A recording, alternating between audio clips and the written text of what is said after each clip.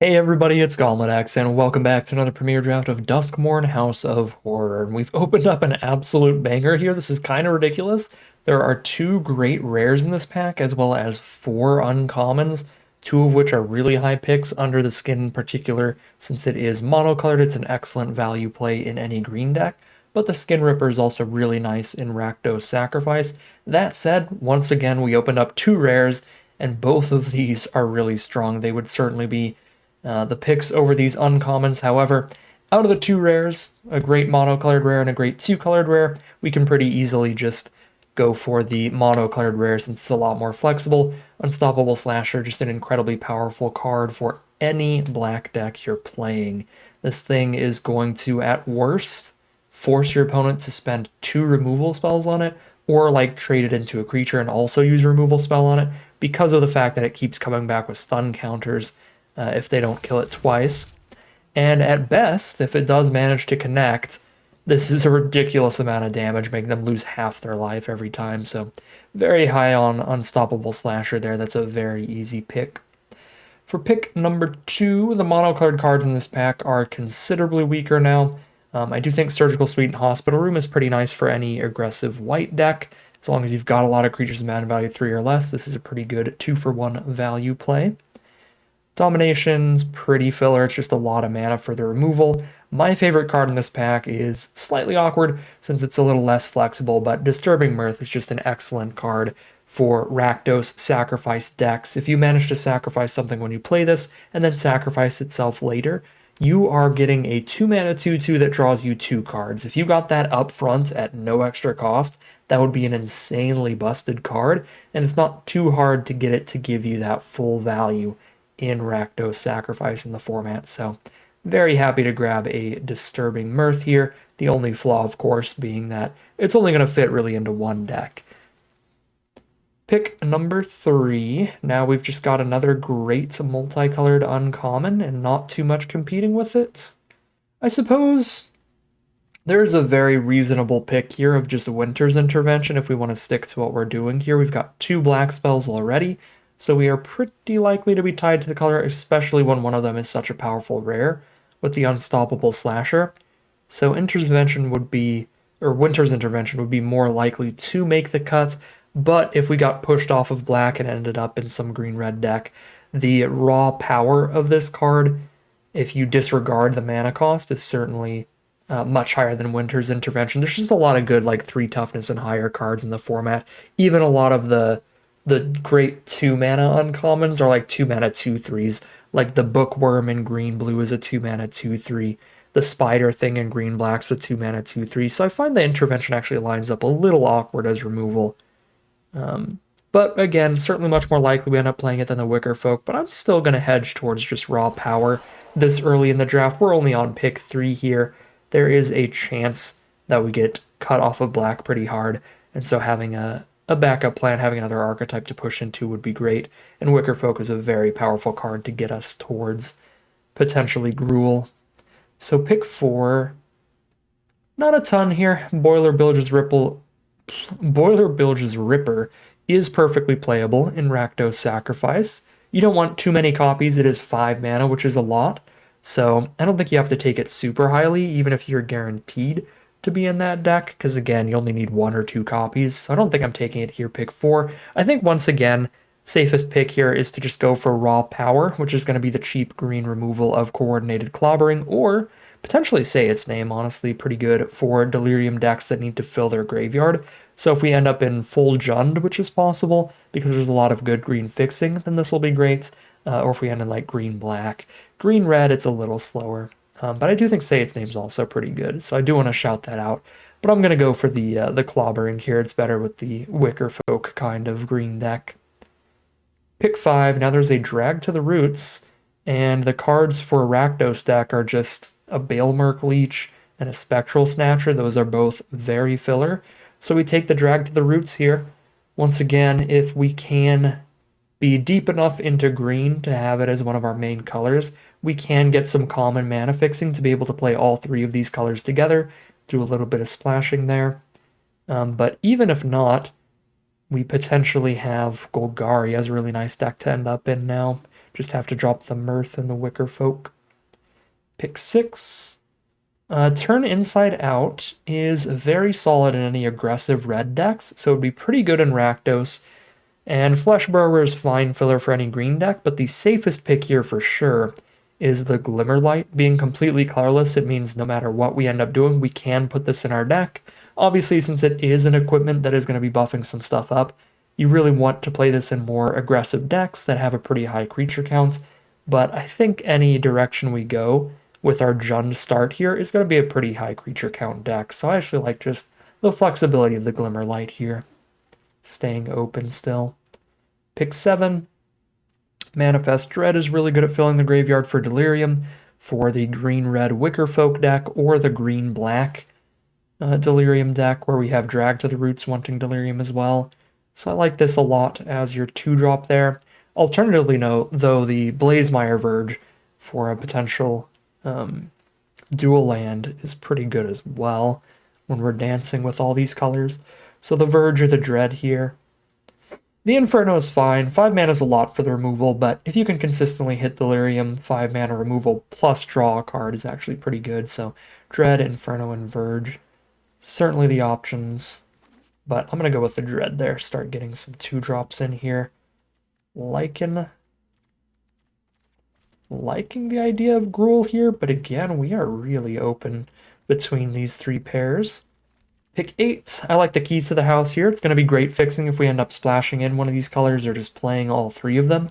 And the thing that's nice about this, again, with 2 of our decks being potentially Gruul or Golgari, it's going to help fill the grave for Delirium really well. If we just cut a land for this, even in a 2-color deck, it's going to help us get an artifact in the grave early, get more card types in there towards hitting all 4. And even if we end up in Rakdos, which is possible off of the Sawblade Skin Ripper, one of the better cards in our opening pack, coming all the way back around.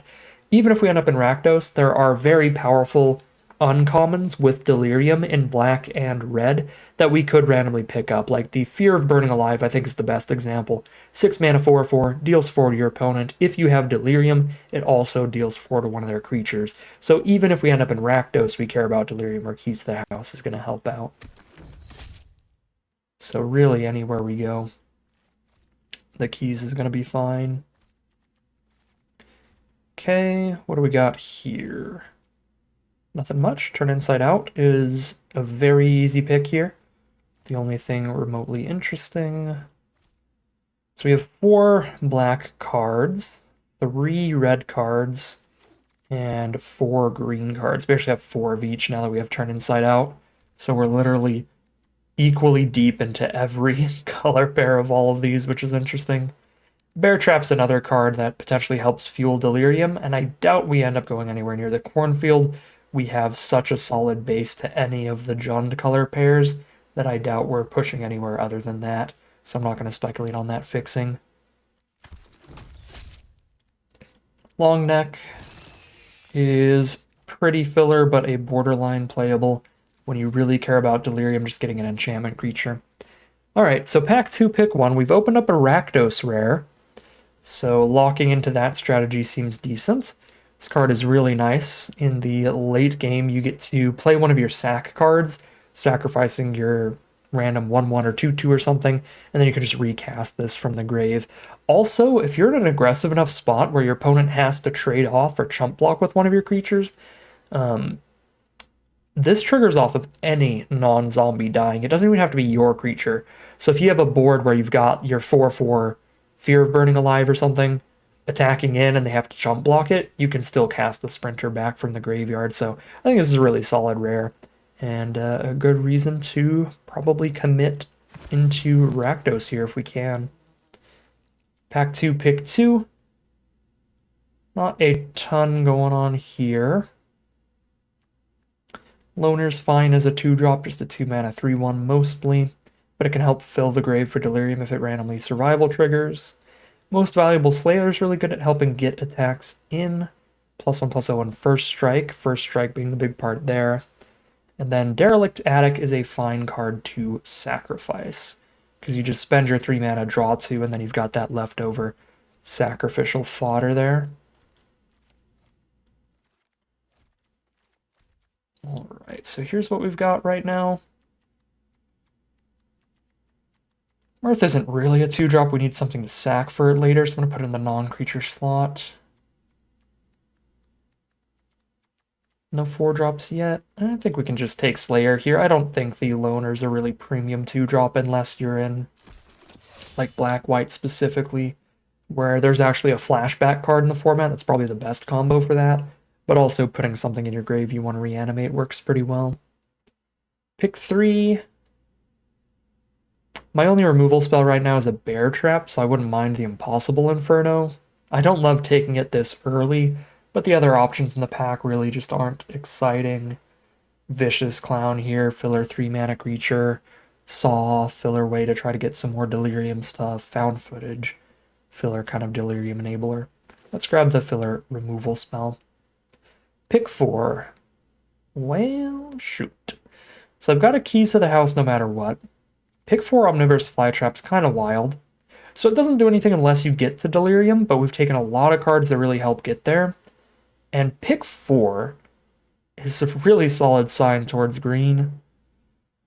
That's a little devastating, because I was really hoping we could just be fully locked into Rakdos here, but it does look like we're going to be like a splashy 3-color pile. If we're getting something as powerful as Flytrap, pick 4.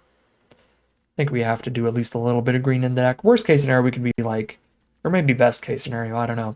We could just be Rakdos and put just one Flytrap in the deck off of some fixing, because I think it is strong enough to be worth it. Pick 5, I do like Ticket Booth and Rakdos a lot. I think it's the best archetype for this card. Getting your 3-mana 2/2 and then just sacking the Ticket Booth to your Disturbing Mirth or Skin Ripper or something later is really nice. However, that Manifest Dread here towards Gruul at the core is also a thing. Play the Clobbering. Splash in the Slasher, probably. This is the Gruul deck, and we get a Manifest Dread towards Delirium for the Flytrap as well.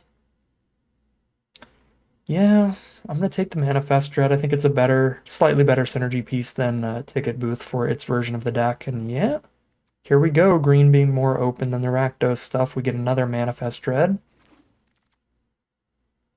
Now, Razor Trap Gorge is going to be very helpful. We're certainly splashing in at least a little bit of black. All right, that Manifest Dread pick worked out pretty well for these next few picks because we were really missing on Rakdos cards there. Although now we do have the Ticket Booth. At least. I could just be on another Most Valuable Slayer here. Again, going more Gruul at the core. Splashing in a little black. Yeah, Slayer's certainly better than Longneck. We'll take the Slayer. Pick 9. See, there's the Rakdos cards now. The Innocuous Rat being wonderful for Rakdos. For 5. Just one actual black card, but then all these. I'm really not missing much not having an Infernal Phantom or a Grab the Prize in the deck, but Innocuous Rat is genuinely fantastic in Rakdos, so another little speculative pick there. Really late to be making speculative picks, but we're picking it over something that's almost 100% likely to get cut, so I think that's fine. Found Footage is a fine Delirium enabler, but I'm doing decent on artifact count. 4 of them, thanks to the artifact creature. And we'll just wheel all the found footages in the world.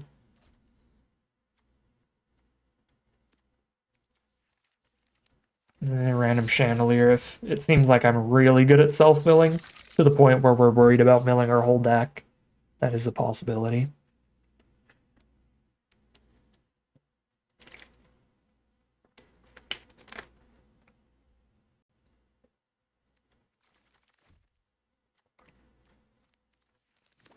All right, pack 3, pick 1. Well, sometimes it's just that kind of draft, you know? I think all 3 colors we ended up in were very open, and so any direction we went here would have been fine. But the Unholy Annex Ritual Chamber is an even stronger rare than the Flytrap, so that gets me more committed back towards Rakdos than I was towards Gruul here, just kind of immediately. This card is ridiculous. If they can't kill the demon, you're getting a 6/6 flyer and a card draw engine that drains your opponent for life every turn. It's really stupid, and it's particularly great in Rakdos because the only kind of risk you're taking with this card is that if you make the demon and unlock the Unholy Annex, but then your opponent kills the demon, you could end up like shooting yourself for 2 every turn, and that might add up in an aggressive matchup to getting you killed. But in Rakdos, you're just not scared at all because you have some ways to sack it later, like a Skin Ripper, like a Disturbing Mirth. So really good in this archetype. And now we'll just take a Ticket Booth. Best card for this archetype. Alternatively, if you really like the green sides of the deck, you can take Centipede or Thresher here and try to do black splashes. But I think we're going Rakdos and splashing towards green with such a great double black rare now and every black-red card in the format. Yep, another Skin Ripper. Join the party. If we're lucky, we wheel one of these 2 Fear of Lost Teeths. I can't imagine a bunch of players are looking for those right now, so we probably get 1 back. There's Bleeding Woods. That can certainly help splash little green. We're quite likely to do so. I would be taking that over a Turn Inside Out, mainly. Cultist is pretty filler. Still low on removal, so another Inferno would be fine, but I think Bleeding Woods is actually quite reasonable here. So for splashes, it's probably Fly Trap and a removal spell, because we really need removal. So Drag to the Roots, Fly Trap is what we're shoving in here. Feels most likely. Pick 5. Now what? Nothing much. I guess we take the next Inferno this time. Not very high on the land cyclers. If you ever have to actually land cycle them, you're in such a bad spot. Because curving out is so much more important generally. Yeah, I'm just going to take another Inferno. Pick 6. 2-drop creature on curve. We're definitely looking for some more of those. So it's a little filler, but I'm happy to take the Bale Merc Leech here. Pick 7, Disturbing Mirth. Look at all our colors just being wide open. Join the party. This is a card that gets better in multiples because casting the second copy and sacrificing the first copy is one of the better things you can do. So really happy to have that here. A little sad it's in the same pack as the Rakdos dual land because we could use that as well. Pick 8. I don't think I'm going to have room for Defiled Crypt or Derelict Attic here. So whatever we take is probably getting cut. Suppose the attic is a little better because we're not really doing any graveyard stuff. Pick 9. All right, Winter's Intervention. Come on in. Dashing Bloodsucker. We did get a Fear of Lost Teeth back. I will happily run it. I don't know about the third Inferno. We have enough playables now. We actually do get to cut a couple cards. Probably mostly non-creatures at this point. Yeah, we have 11 creatures, although we've got a Glimmerlight sort of adding to creatures. Mirths sort of turn into creatures. Ticket Booth is a creature. I don't think I need more creatures. Probably don't play 2 Bear Traps, but we'll have to see what our card types towards Delirium are like. Because in order for the Omnivorous Flytrap to actually be a bomb rare, we do need Delirium. So I want to make sure that we are good at getting that. Alright, yeah, this looks pretty great. We get to cut 4 cards here. And card types towards Delirium. We have 5 artifacts, 6 enchantments, 6 instants, and 11 creatures. So I could cut like 2 enchantments, 1 artifact, 2 instants, something like that. It'd be 5 cuts though out of 44 cards, and I only need to cut 3 because Keys to the House is our 17th land. Yeah. So what card types are we cutting again? Maybe 2 enchantments, 1 instant. Or 1 enchantment, 2 instants. Or 1 artifact and 2 of the others. Definitely only 1 artifact, though. because we're lower on artifacts than the rest. So if we cut one artifact, not going to be keys to the house. Probably be Bear Trap. I could see cutting a Bear Trap and an Inferno. We still have Intervention, 2 Infernos, a Bear Trap, and a Drag to the Roots. Still 5 removal spells. And the Bear Trap and the Infernos are certainly the most mediocre of the removal. Yeah, cut a Bear Trap, cut an Inferno. And then the Delirium types are looking pretty great. Pretty evenly spread out here. And we just cut a land, and we're golden.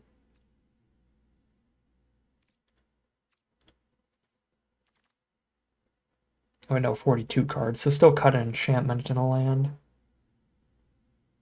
What enchantment shall we cut? Oh no, all our enchantments are actually, like, really not cuttable. They're really good. So there's Ticket Booth, Unholy Annex, Ritual Chamber. Oh, we've got the Derelict Attic. We can cut that thing. Forgot about that. That's fine. I don't have a dedicated card draw spell in this deck anymore. No, that's not true. I still have Double Mirth. These are both draw 2s. I mean, we have to sacrifice something to them, but we can sacrifice a Ticket Booth, a Glimmer, a Fear, a Rats, even a Leech, even though it doesn't have good abilities when you sack it. It's still fine to get a Mirth going. Yeah, we can absolutely cut Attic with Double Mirth. Yep, and then one land for the keys here. We have 3 green sources for a single green Fly Trap and a single green Drag to the Roots.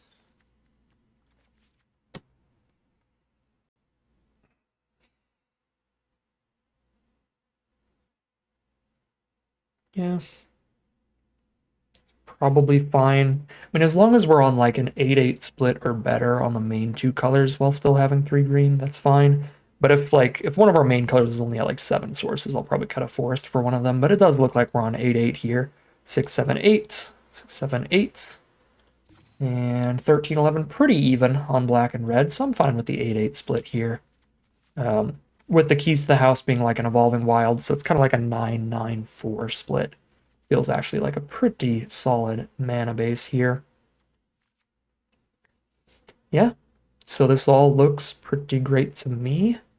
Oh, I forgot, we do have to cut one land, though, for the keys. So we're on an 8-8 split of the main colors. All right, we do have to cut one forest, then. One forest, one Bleeding Woods, one keys. And if I manifest the forest, we're going to have kind of a bad time, but only 2 green cards in the deck, so certainly not the worst. Could always surveil away the green cards when I don't have the mana for them, or maybe I like manifest them away. Not super likely to stack up badly for us. Yeah, this seems fine mana-wise, so we will go ahead and call it a deck here, hop into the gameplay, see how it does. All right, here we are on the play for game 1. No black source here is definitely quite awkward, but found footage can find us the black source.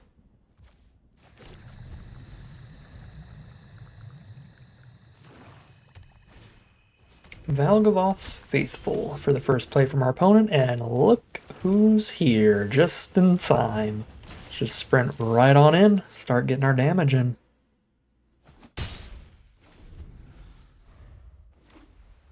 Black-white from our opponent. Kill so please, they're playing the frigging Reanimator thing, so most likely to be the Reanimation color pair. Let's start ripping some skin here, because now when we play Disturbing Mirth, we're also going to trigger the Skin Ripper and kill their Faithful in the same turn, which is super ridiculous.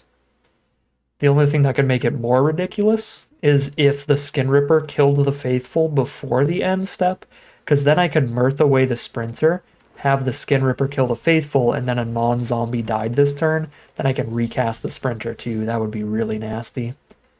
Alright, so there's Glimmer Seeker there.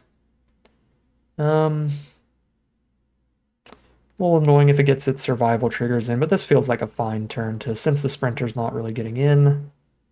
Well, I guess I still send it in first, because I've got Turn Insight out, right? What if they double block Skin Ripper? Is that even that bad for me?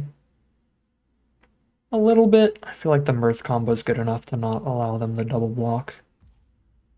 Cool. Alright, so we'll get our free damage in, but then we'll have Skin Ripper kill the Faithful. Ooh. Ooh. Could do 2 damage. If I sack this Disturbing Mirth, I need to do 3 to kill the Glimmer Seeker. Is there any way to sack 2 more permanents? I can Keys to the House and crack that, but that costs 2 mana. Yeah, no way to sack 2 more permanents this turn. So I actually think I would rather not sack anything else yet, so that I could potentially sack like 3 things next turn if I'm lucky. So we just like play the Found Footage and the Bear Trap here, I suppose. Feels right. The Bear Trap lasts that I am holding up turn inside out. See, that's the awkward part. The Sprinter's like, ooh, a non-zombie died. It's like, well, it's the end step. I can't cast you during an end step.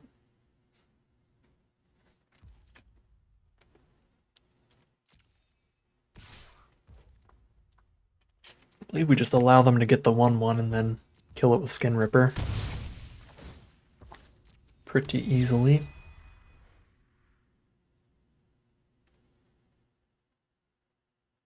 Unless we find enough sacrifices to kill the 3/3, obviously, if we can do that, we'll do that instead.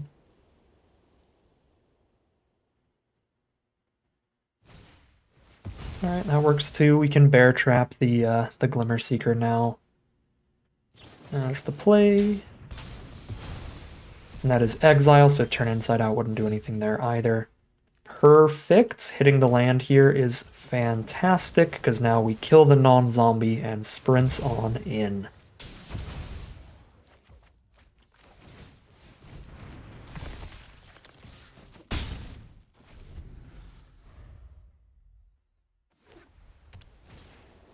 Lionheart Glimmer, pretty big. Turn inside out still. Makes quick haste of that. I think we want to draw cards first and see if we find anything else that matters. But we're probably just going to turn inside out here. Which are some pretty good hits. Okay, so Slayer's not going to be enough to kill the Glimmer anyway, so just jam. If they block with Glimmer, we turn inside out and recast Sprinter from Grave main phase 2. Gross.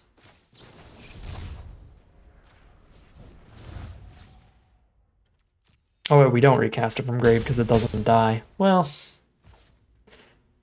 then I guess it's kind of the same as recasting it, right? Because it's still on the board.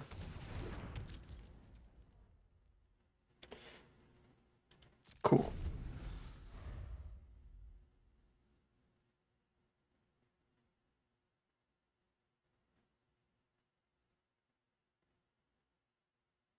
What am I missing for Delirium? A creature? That's ironic. Creature's usually like the easiest card type to get in your grave. Because creatures are dying left and right, but I guess our one creature that keeps dying we keep recasting. Until they exile it, that certainly works. Tragic. Yeah, both our creatures that died have been exiled. So we found footage looking for a creature there. To max out that Delirium. Oh, I should look at their face down. Yeah, it's a rat. Okay, well, there's a creature. Get the creature in grave, draw the Skin Ripper. Sack 2 permanents. Cracked the Keys to the House and the Disturbing Mirth. Kill their 2/2. And our opponent is having a super bad time. The one slightly sad part about cracking the Keys to the House here, just to trigger Skin Ripper, is that the second half of the Keys to the House is slightly relevant in Rakdos because you run Ticket Booth. You can unlock the Tunnel of Hate for only 3 mana with it, or you can relock the Ticket Booth to manifest again.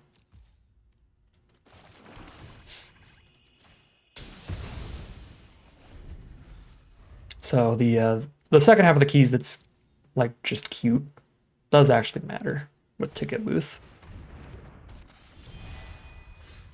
It's even better with Glassworks. Relocking the Glassworks is nasty, but Doesn't really happen too often because I find, at least lately, it's pretty hard to find the glassworks. Everybody takes that really highly. 4, 5, 6, 7, 8. And I can just sack 2 things and kill them. Oh, no, I don't have 4 mana. I can't sack 2 things. Alright, so I can put them to 1. I'd rather just play another creature.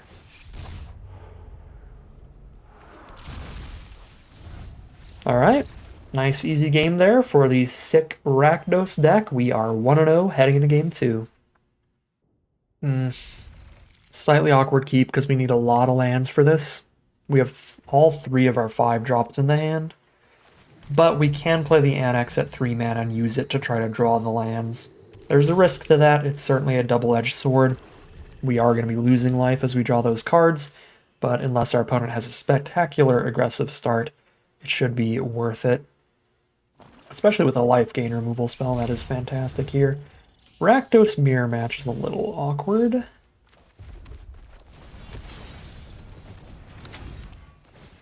That means Winter's Intervention is probably not going to be the greatest. We'll kill a manifested card with it soon-ish.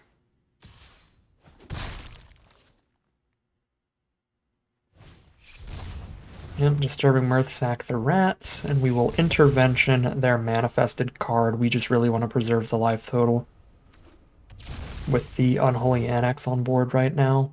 At least until we can find a way to sack it if they kill our demon. So instead of just playing the Slayer, I'm just going to kill this before it can flip in anything. And then next turn play a demon. I mean, I guess, how likely are they to get past a Slayer? Unless they like throw removal at it, they're not that likely. And if they throw removal at the Slayer, they don't have the removal to throw at the demon. At least they don't have the exact same removal spell. They have to have 2 in hand to be able to kill the Slayer, untap, draw, kill the demon. Grixis from our opponent. Blue splash over there. There's the stay hidden, stay silent for the Slayer. To poke me for 2. That is going to be painful. If they don't have 2 mana instant speed removal for a 6/6. Alright, they don't. Then we do get to gain life on our next card draw, no matter what, even if they kill the demon after that.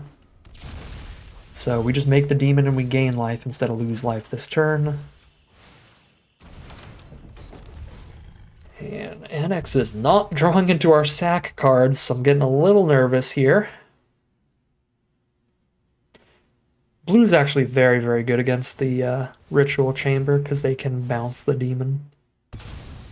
But just more black removal.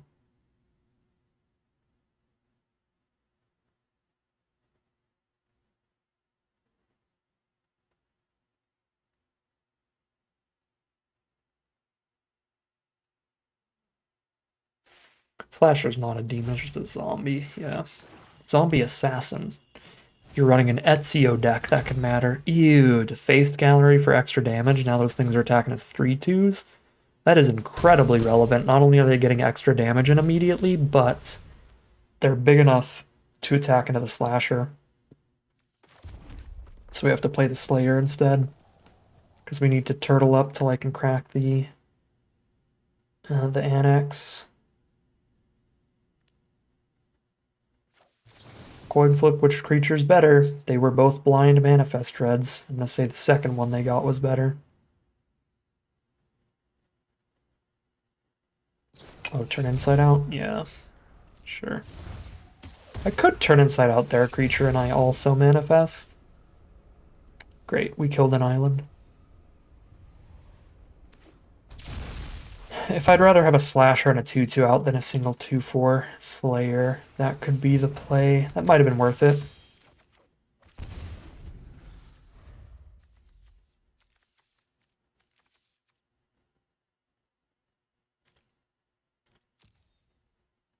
Only 1 card in grave, because one of the cards they killed was a token. That doesn't go to grave, and the other one they just stunned, so our Delirium's pretty bad right now.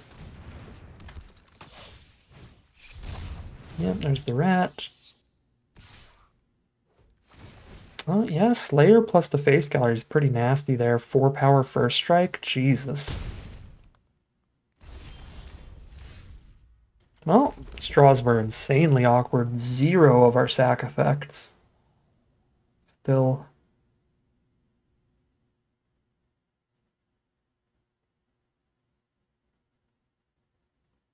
Five life. I'm not seeing any lines here. 7 mana up. 4 attackers over there.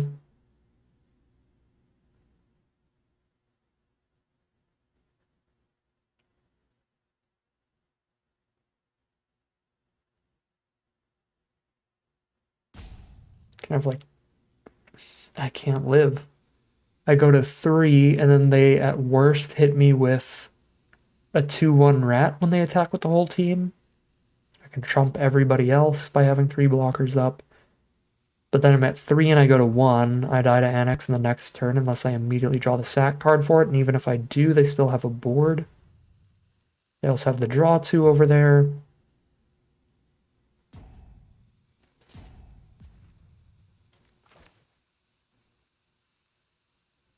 Guess I'll die.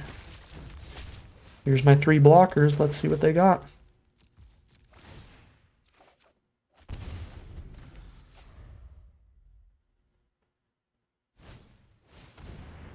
Unwilling Vessel. Funeral Room. Yeah, you got it. All right. Super dead to the Funeral Room. All right. Awkward game there for sure. Flew a little too close to the sun with the downside of the Unholy Annex. When your opponent is just loaded with removal, they can clear out the demon and your other stuff and just punish you for the life lost. Now, normally, Rakdos, that's not too big of a downside because you can sack the thing, but if you don't draw any way to sack it, it can still definitely get you killed, and that's what it did there. We are 1-1 heading into game 3. Ooh, this is a really, really good hand here. Very happy with this one.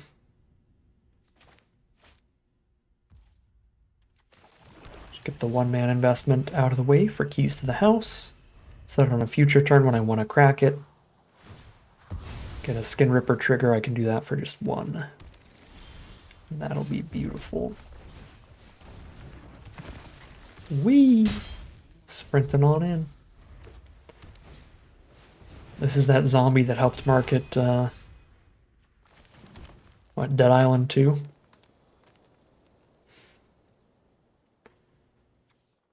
Freaking 2 mana, 2/3 signpost uncommons. Tragic day for the sprinter. Well, moving on. Ooh, Unwilling Vessel. I would like to kill that pretty much immediately before they can get any creature out of it. So I don't mind mirthing the sprinter away here, since we'll get it back at a later point. Probably mirth the sprinter first to see what we draw into, to see if that affects our plays at all, but I'd imagine we're just going to sack the keys as well. Do 2 to the vessel. Yep, but at least by doing that, we get to play a tap land this turn and get that out of the way. It's wonderful. Looks like another black source here. Cool.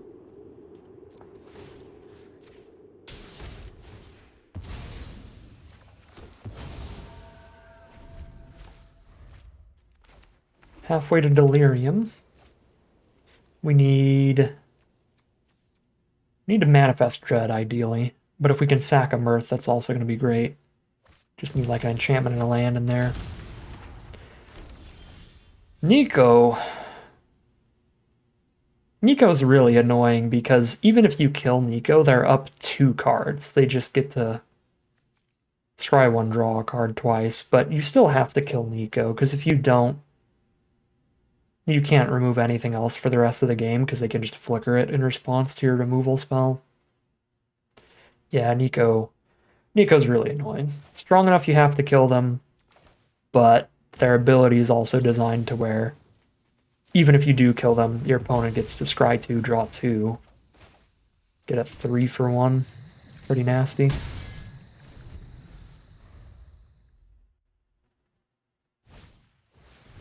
Meat Locker the Skin Ripper, sure.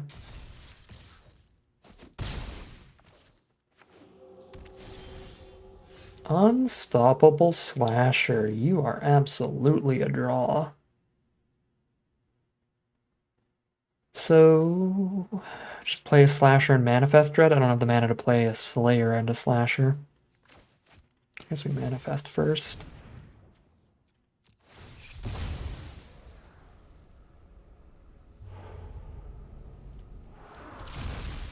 Cool.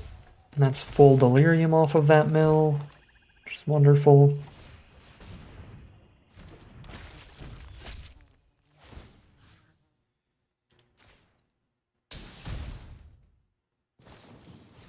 Flood Pit's Drowner. I wonder who's getting stunned. It's Unstoppable Slasher. Looking pretty stoppable this game. They can just shuffle it back in. Or Meat Locker it, so it's stunned for 4 turns, but they stun our other card. Oh yeah, Meat Locker's a double stun, so 3 turns, actually. Alright, yep, Drowner the Slasher back into our deck while we don't have the mana to sack the Slasher. They have 1 card in their hand now, though. They've got double Drown Diner. They have draw 6 on board. Little bit of a yikes.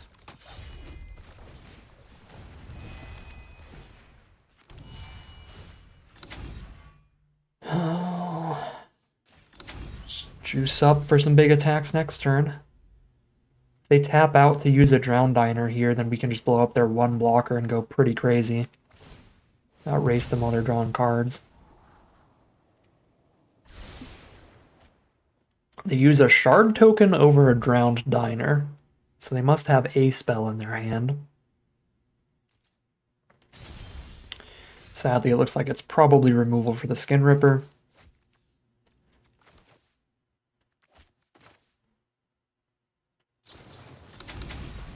Get the Glimmer out of the way.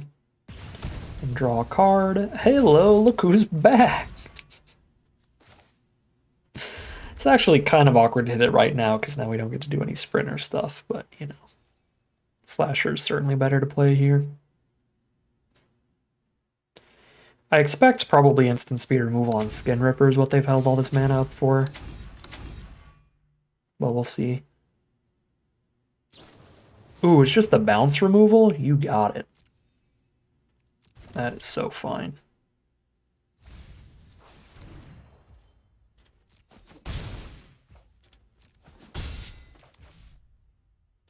Well, Inferno is until the end of your next turn. Yeah, I probably misplayed this. We could have played the Sprinter and equipped it with Glimmerlight there for perfect mana efficiency. Now that it's too late to get like the haste damage in, I feel like Slasher's just enough better to play it now. But had I realized we could have played Slasher till the end of our next turn, I probably would have done that. Okay, so I can Skin Ripper, sack the rabbit.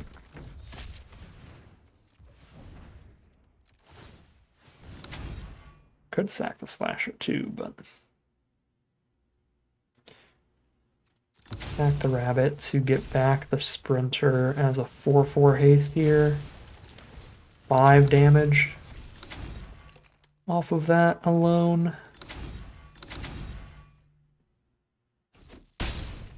And then a 6th off of Skin Ripper. Yeah, that's real good. And there's the concession from our opponent. The board is just too wide. They might have draw 6 on their board, but that does not affect the board enough. They don't have time to use those. So we are 2-1 heading into game 4. All right, here we are on the play for game 4. I don't think we can keep this here. This hand does Stone Cold nothing without a black source. I guess any land we get to bear trap something, but that black source is really, really important. Yeah, it's just gotta be a mulligan. The mana's too bad. Yikes! Alright. The even split of mountains and swamps is not playing out that way this game, and we have to mulligan again, down to 5 on the play. Down 2 cards here, but at least we hit the mana now. And we get to sprint on in this game.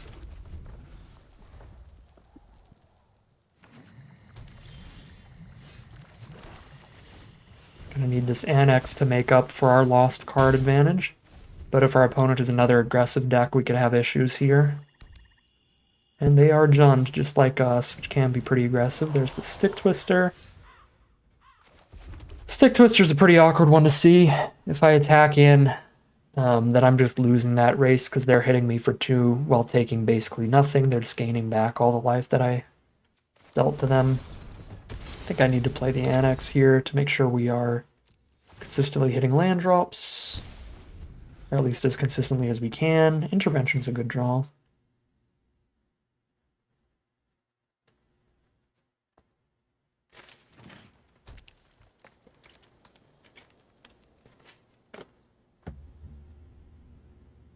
Man, if we had this as our opening 7, this hand would have been wild. Still probably one of the strongest 5-card hands we could have ended up with. Did miss land 4, though. Gotta just drop the Skin Ripper, right?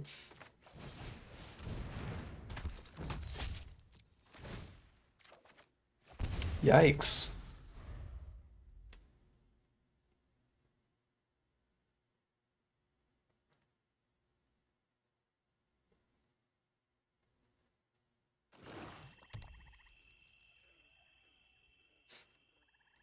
Forgot what we had to ditch here. Bear Trap, Slayer. I guess those wouldn't help too much right now. Bear Trap would have been decent. Wow, come back wrong is kind of nasty here. Oh wait, no, because they didn't sack anything. Okay, yeah, it's not that good. Well, if I top deck a Swamp, I can Intervention the Centipede. And then play a 3/3 Sprinter here. Which is something.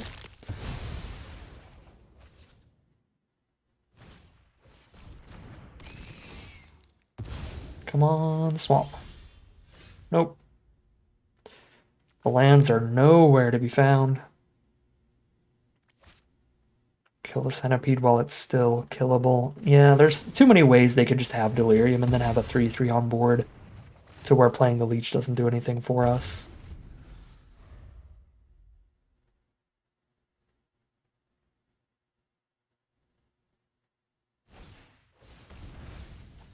Yeah, that's definitely Delirium. So if we played the 2/2, we just have no blockers for the 3/3 Vigilance. That would have been quite bad.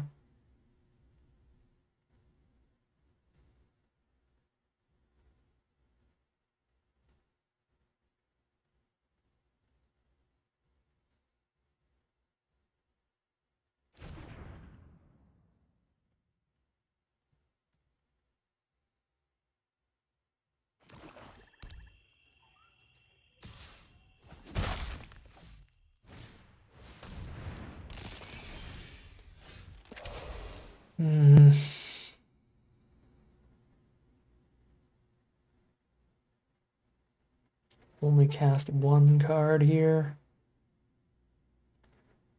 So it's better to, since I'm just trading off here, play the more expensive card because it'll be easier to actually double spell with the Leech later, potentially.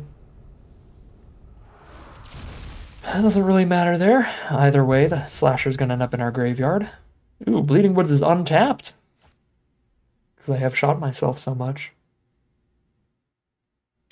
On the one hand, like, this is probably a loss. So on the one hand, you can think of it as like these 2 losses have made Unholy Annex look pretty bad.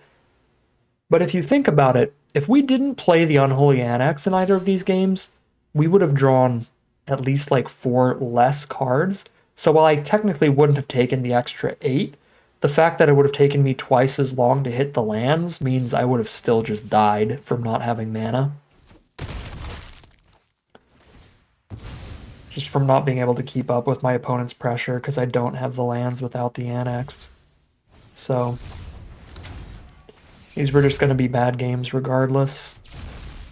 Don't think it is a massive downside of the Annex here. It just kind of is what it is.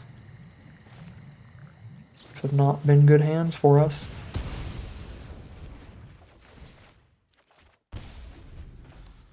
Maybe I should have dragged there, even though this can be cheaper later. I wanted to go for the Inferno because I think I have enough value off of the Annex to where if I can survive, the more important part towards surviving is going to be being able to, like, drop a blocker and a removal spell in the same turn. Okay, they need to fungus away the Annex, like, right now, or I get a demon, and they didn't do it, so I can get a demon here. Then they can blow it up. Feels like the safest play by a lot, because we get to gain life here if they don't fungus the Annex. So it kills the fungus and they have a single 1/1 on board from there.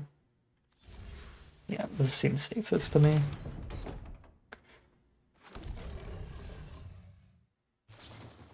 Well, they have the one common removal spell that does exactly 6. They could add like a murder or something. Alright, down to 5. And it is what it is. We just took too long to hit the lands. With how much action they're at right now, like how much gas they've ran out of here, I think we could have easily won here with the lands just slightly faster. It's still not completely over. We can mirth away the Annex now that we've gotten the full value, force them to kill the demon. Okay. And that'll be the first enchantment engraved, so that gets us to Delirium to being able to Roots for only 2 mana. If I can Roots for only 2, I can play the Leech and the Roots. The Leech doesn't gain us any life, no, it only deals damage to them. So I don't think it's necessary to Leech pre-Mirth. I'm going to play Mirth first, so that if we draw something better to play than the Leech, we can do that.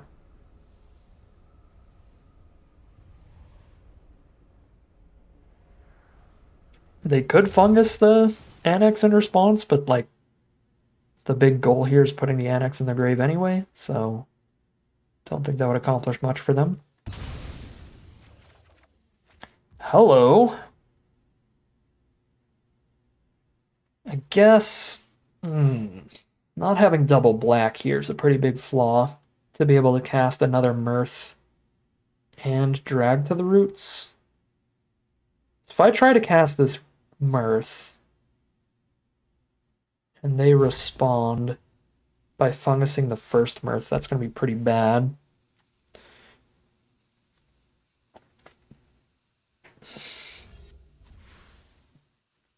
I guess we still kill the 1/2 and take 1, go to 2.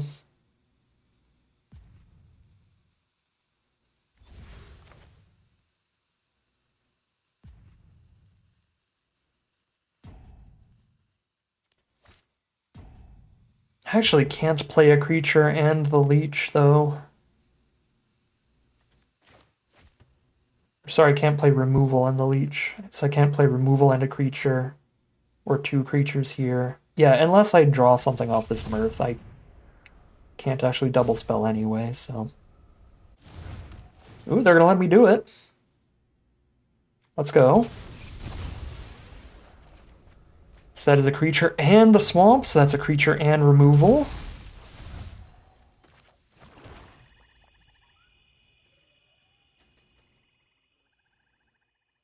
Three life.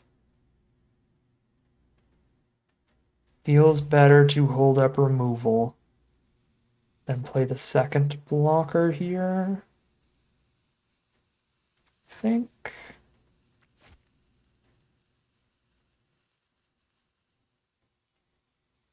So I could go instant speed removal, draw sorcery speed removal. I guess I don't die either way. Yeah, and having drag to the Roots for a bigger creature is kind of a big deal.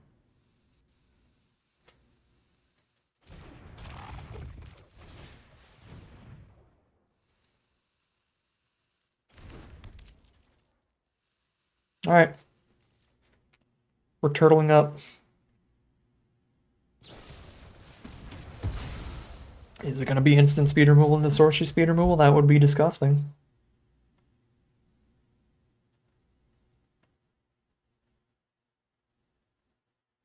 I do lose if that's the case, because then Even if I can block for the rest of the game, the fear kills me off of it dying. Okay, use the Moldering Gem.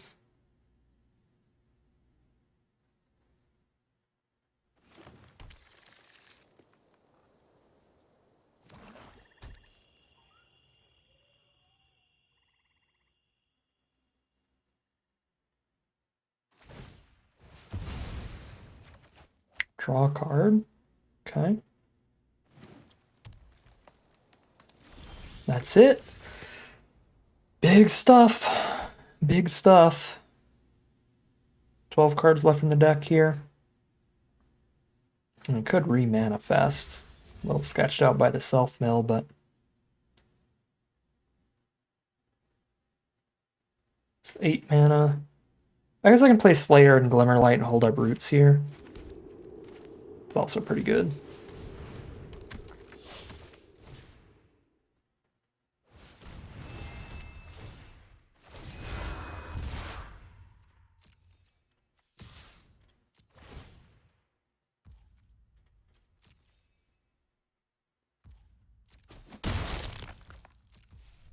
I'm just gonna die to a Fear of Burning Alive or something.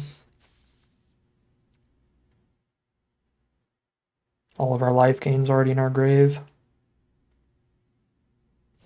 Oops. Sack a non-token enchantment and a non-token creature. Yeah, we already sacked the Mirth, so that is kind of sad. Yeah, it's pretty big. Oh wait, no, we didn't sack the Mirth. What am I talking about? Oop, I just didn't see it.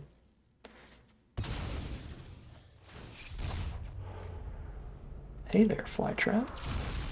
Oh no, that's our life. I forgot Bloodsucker has lifelink. I should have taken the Bloodsucker there. Genuinely. Even if it kills them a lot slower, it makes me really safe here to not die to a Fear of Burning Alive or something.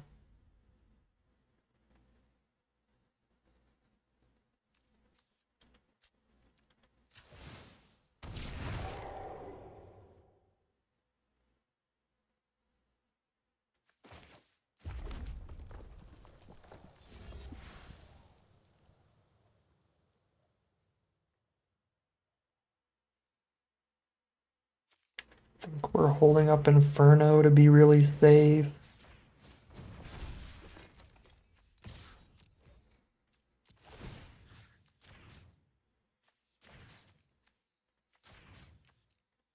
I'm gonna get that out of reach of the Fear.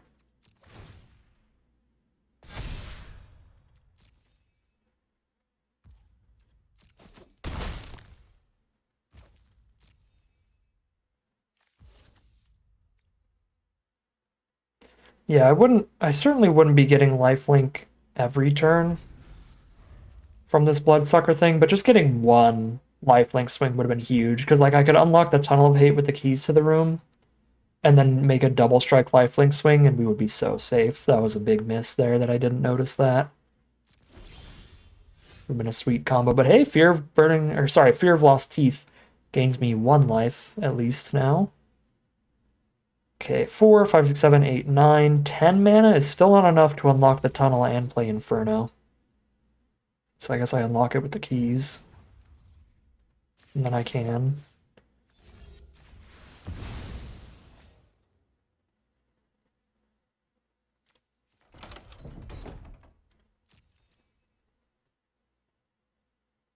It's a lethal attack here. Oh, is this a removal that also recurs something? Oh no. I have to sack the Slayer now? Oh, and the double strike thing. Yikes. Yeah, that's very good here. It's very, very good here.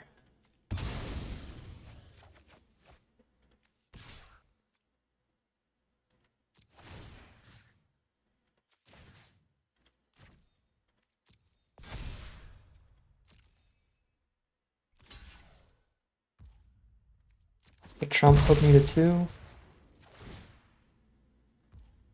Yep. For another Mutilator. Low turn inside out. Play the mountain so I can do that. Oh, no, it's probably better just play a 3/3, right? Yeah. I keep forgetting about the sprinter in my graveyard.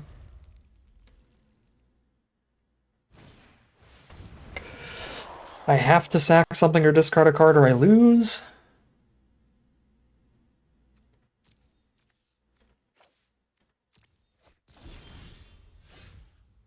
They have to chump or they lose though, right?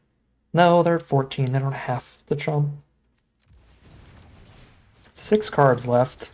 At 2 life, I'm still more scared of dying to damage than milling myself, so I'm going to use this. Draw the rat. Okay, manifesting again would actually be kind of deadly. But if I mill it, I'm also just closer to dying as well. What is even left in my deck at this point? There's a bear trap in there. And a skin ripper? Those are both so good, honestly. I think we're to like 3 cards left. Yep, because Skin Ripper goes wild here.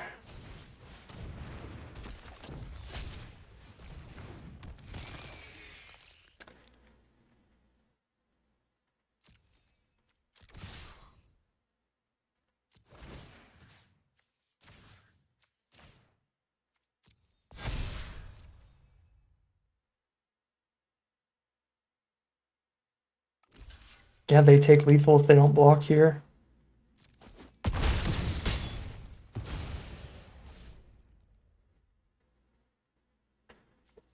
I probably should have just done this for damage since I can't afford to manifest with it anyway.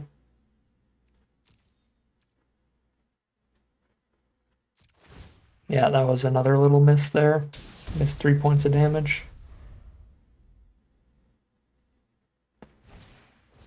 There's the say its name. Please tell me they don't have direct damage in there. There's no fear of burning alive. Oh, they hit the rare thing that makes 3 blockers though.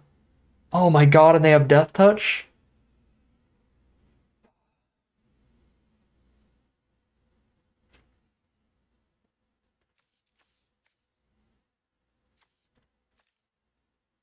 My top card's a land now, because these 2 are my spells that are left.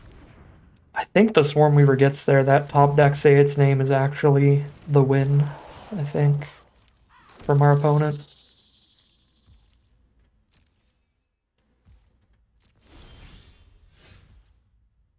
Can only kill one of the flyers. Can't kill them.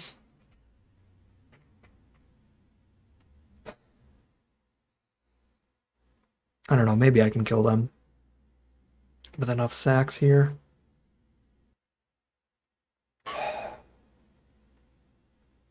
This one double block. Chump. 3, 4, 5, 6, 7. That would involve the Swarm Weaver dying, though, in which case they don't crack back for lethal.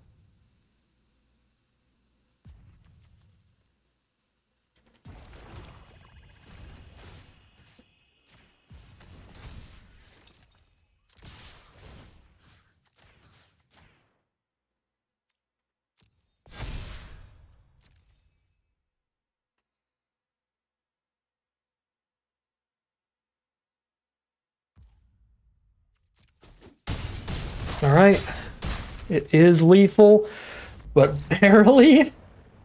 2 life and 2 cards left in deck. Stressful game there, but 3-1 it is, heading into game number 5. All right, we need to draw a land, but then we have like all of our best 3 drops in the deck. One of them is a green spell. That'll be a little awkward, but any land getting us to the Skin Ripper and the Slasher is super wild.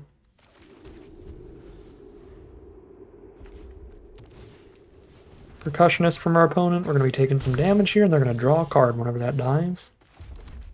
Alright, so far so bad. 5 drop is the first draw. And it's another Rakdos mirror. That matchmaking can be a little spicy sometimes. Loves the mirror matches.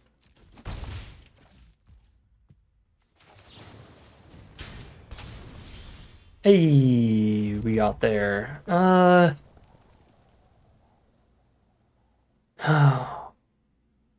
Might be wrong. I'm playing around Scorching Dragonfire, though. If they have the 2-mana instant, deal 3 and exile a card, Getting the exile removal out of the way so they can't exile Slasher would be pretty massive. Okay, Glassworks. Well, Slasher's better against Glassworks, so that's awkward. Land 4, not bad. Play the Slasher. We did get one removal spell out of the way now.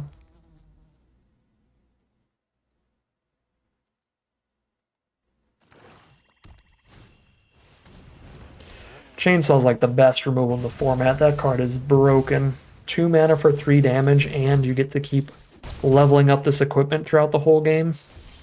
Ends up giving like +5, +0 or better. Card is nasty. Definitely deserves its rarity.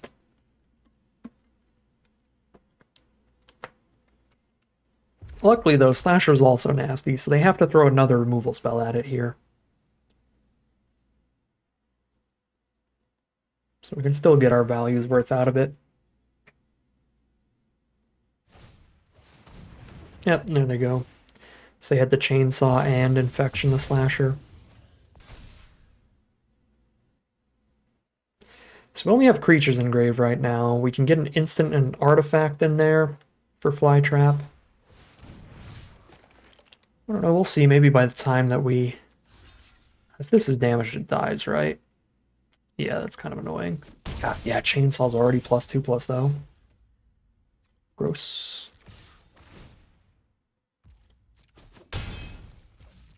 Anyways, we'll probably have Delirium by the time we find the green source, because we know we can get an instant and an artifact in there. Really just missing a random land mill off a Manifest Dread or something. Ripper's very good with the Infection here. They get to crack the Glassworks, kill the Slayer. I'm going to turn it inside out here because we need blockers. But yeah, Chainsaw is just going to completely run away with this game at this point. +3/+0 now. After we make our blocks here, it's going to be +4/+0.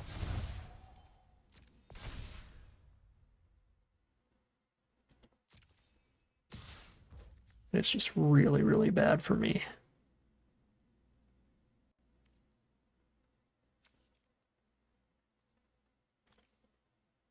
Got the instant engrave. We want the artifact engrave, so actually just cracking Bear Trap just to put an artifact engrave, so when I cast Inferno, I draw a card feels worth it.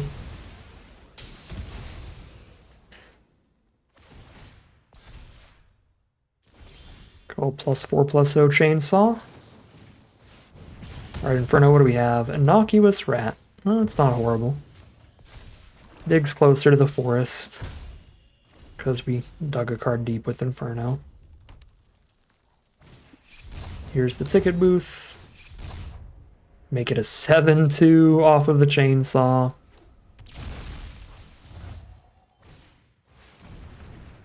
Oh my god, they have Chainsaw Infernal Phantom combo. Seems good.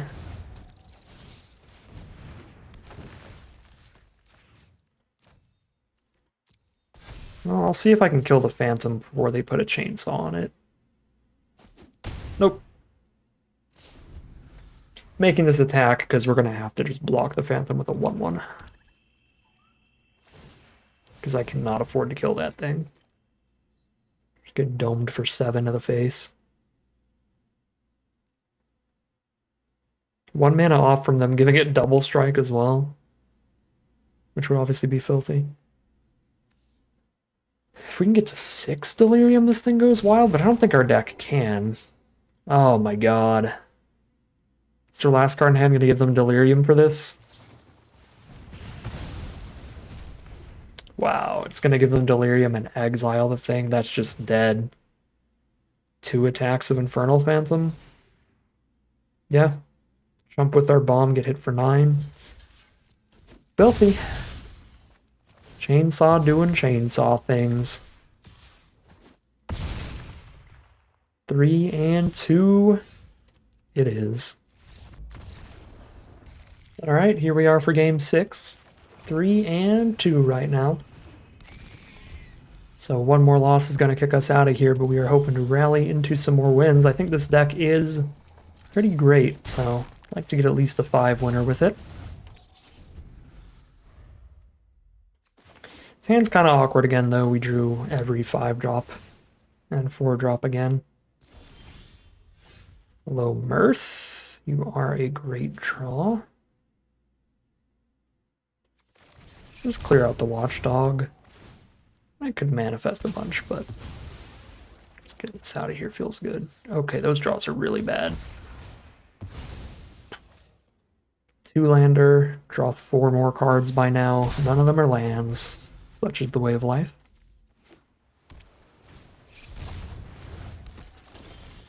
There we go. 1 turn too late, but still decent. Survival is such a frustrating mechanic, I swear to God. Where I'm like, alright, we hit the land here.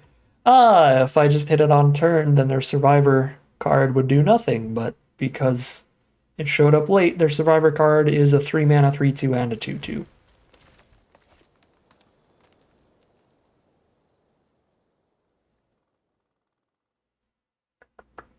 I got a found footage here because it actually digs farther for the next land than the annex does on the first trigger. That's so frustrating though. The Defiant Survivor while I'm missing land drops for maximum value. At least we can make a 2/2 off this block so they can't send it in again without a trick of some kind.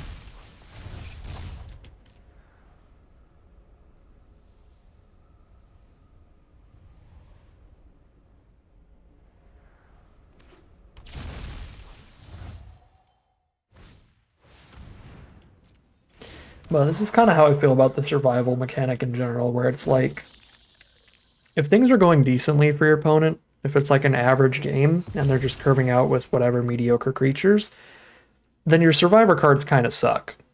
But if your opponent's behind, then it's like, woo. It just puts you way far behind. Mirth here. I'm just getting bodied by a great rare again. Yeah, I mean, the other option is a single 2/4, so I guess we're mirthing a mirth and drawing into more lands.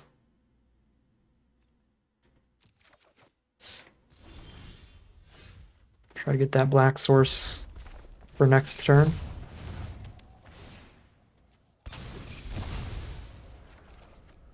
And there it is.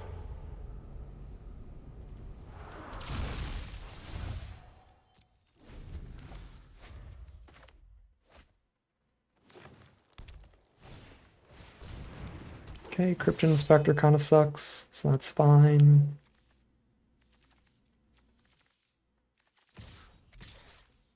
Take my 2 damage in the sky.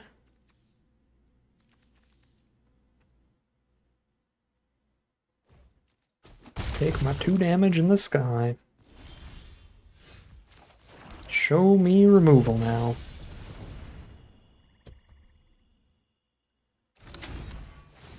They are playing blues. This is the worst matchup for tokens. We've already seen 1 bounce spell from them, but it did get milled. They have more bounce. That's going to be really bad.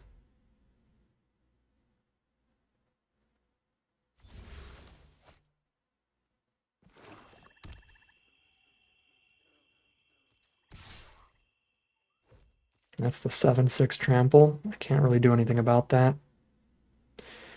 Can force the flip here, which is fine, and then we Inferno it next turn.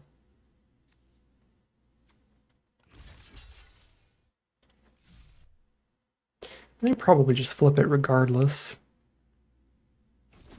Nope. Weight room, get a 5/5, sure.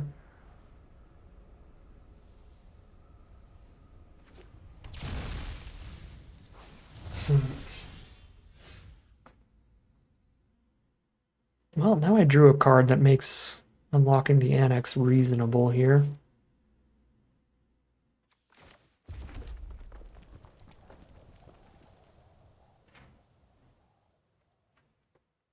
I think I only have 1 sack card that I can draw now. To sack the annex if they kill my demon. Oh no, I have 2 Skin Rippers in here. so I could draw either Skin Ripper. 18 cards left, 2 Skin Rippers in there. Yeah, I think we popped these open. We get a definite life drain right now.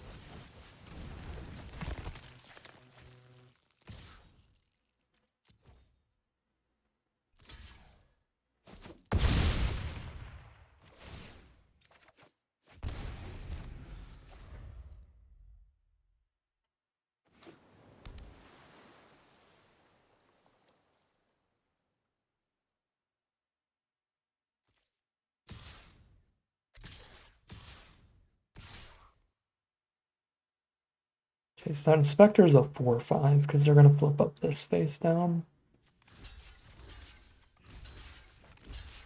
Do this probably.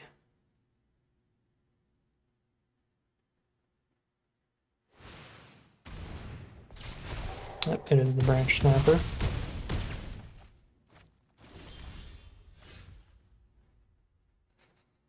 That is perfectly costed here. Okay, if Auto Tapper doesn't hose me, that's perfectly costed.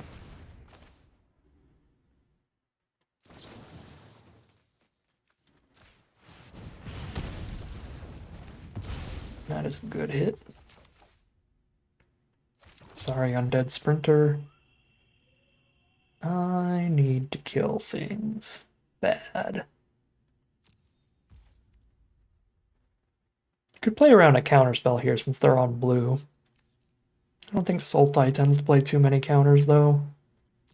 It's more Golgari focused. They do like blue stuff for bounce and Manifest Dread combos. Yeah, I'd rather wait and see here. Like if their face down flips into something really big, I'd like to kill that instead of the Inspector.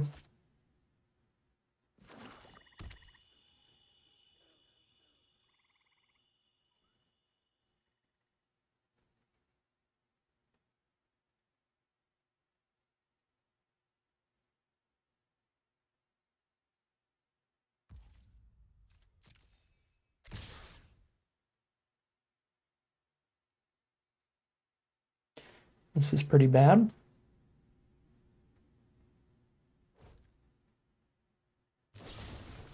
Wow.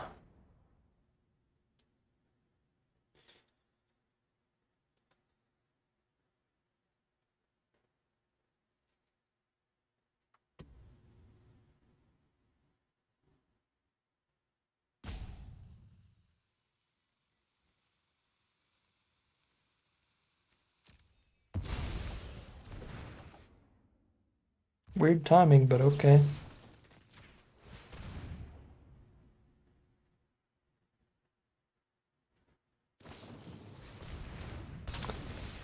Wow. All right. They had it all. 3-3 it is. Still think this deck was quite good. All of our losses were to some pretty explosive stuff. Lots of great rares. Chainsaw, Swarm Weavers, etc. Yeah. That's Magic, baby. 3-3. Very average run from what I think is actually a really solid deck. Jund was easily the open color trio, and I'm happy with the push back towards Rakdos at the core off of the Annex and the Mirth. We just had some really good decks from our opponents and some really awkward mulligans and land draws in the first 2 losses as well. That's Magic, baby. 3-3 average run this time around. But that is going to end today's video. As always, I'd like to thank my patrons and YouTube members for their support, as well as you for watching the video. If you enjoyed it and are interested in seeing some more, you can always like, comment, and subscribe to tell the YouTube algorithm to send you some more in your recommended feed.